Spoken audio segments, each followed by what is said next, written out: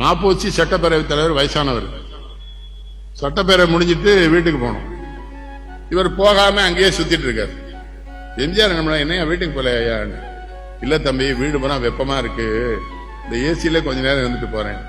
எம்ஜிஆர் கூட்டு போய் தாராளமா வச்சுக்கிட்டாரு. ஒரு 5 மணி நேரம் அவருக்கு சாப்பாடு வாங்கி கொடுத்து பேசி எல்லாம் பண்ணிட்டு எம்ஜிஆர் வீட்டுக்கு போங்க ஏங்காரு. மாப்போசி வீடு பூரா ஏசி பண்ணியாச்சு. அது அவனுக்கு தான் உண்டு. இந்த ஆள்கிட்ட நான் முதல்ல ரொம்ப கடுமையாக விமர்சனம் பண்ணேன். பழகின பிறகு தான் தெரிஞ்சுக்கிட்டேன். திருநெல்வேலி மாவட்டத்தில் நம்ம பிள்ளைமார் 2 வாத்தியார்களுக்கு சொல்லியிருந்தேன், தமிழாசிரியருக்கு கூட்டு போயிட்டேன். சம்பாத் அப்படின்னாரு. 2 பெட்டி வந்தது. 2 பெட்டியும் கையில கொடுத்துட்டாரு. இந்த தமிழ் வாத்தியார் 2 இன்னைக்கு நான் 1 லட்ச ரூபா இருக்கும், 50,000 ரூபா இருக்கும்னு திறந்து பார்த்தா 2லயும் 20 லட்சம் ரூபா. எனக்கு என்ன பையன் வந்துட்டு, இவங்களே பசியாளி, 20 லட்சம் பார்த்தா அதிர்ச்சியில செத்துக்கிட்டு போகக்கூடாது, பத்திரமா ஊர்ல கொண்டு விட்டுருவோன்னு பிளைட்ல கூட்டு வந்து வீரகாரம்புல கொண்டு விடுறேன். இந்த வீட்டு வாசல் அந்த அண்ணி நிக்கிறாங்க. இவர் போறாரு. அந்த அண்ணி சொல்லுது, நேத்தே இந்த வீட்டை வந்து நம்ம பேருக்கு வாங்கி தாசில்தார் பத்திரம் கொடுத்துட்டு போயிட்டாரு.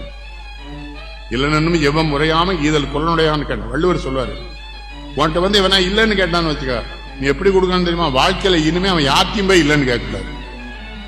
எனக்கு தெரிஞ்ச சினிமாக்காரர் என்னமே எனக்கு தெரியல, அந்த ஆள்கிட்ட அந்த பண்பு 20-40 யார் திருநெல்வேலிக்கு பிள்ளைமா இருக்கு, அவரையும் கொடுக்கணும். சில நேரம் என்கிட்ட விளையாட்ட சொல்லுவாரு, நானும் பிள்ளைமாரி தான் தெரியுமா, கேரளாவில் எங்களையும் பிள்ளைமா இருப்பாங்க நாயர் அப்படின்னாரு. ஒன்னும் கிடையாது.